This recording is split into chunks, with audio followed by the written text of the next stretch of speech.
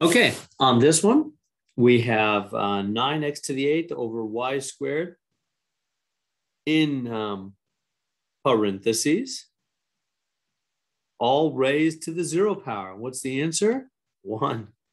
The whole thing just becomes 1, right? A 0 power on anything makes it equal 1. Just like that. Just like that. So anytime you have a 0, so if you have like 7 to the 0 power, it's 1. If you have 3x, all to the 0 power is 1. But what if you have like 3x to the 0 power like that?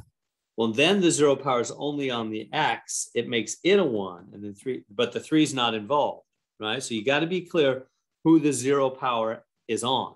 Anything it's on, yes, will become a 1. So if there's parentheses, he's on the whole 3x. But if there's no parentheses, he's only on the x. It makes that into 1. The 3 is just sitting there as a spectator watching it happen. So for example, also, what if you had like negative 7 to the 0 power?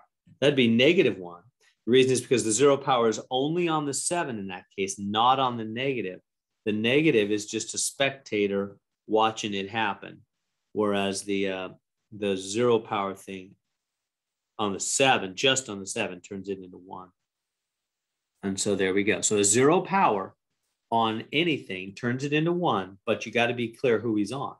If there's parentheses, he's on the whole thing. But if there's no parentheses, he's only on the number or letter he's immediately on. Like here, he turns the x into a 1, but the 3 is still there. 3 times 1 is 3.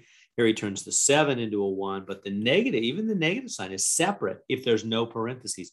And he's sitting there as a spectator separate. So the answer is actually negative 1. So there we go.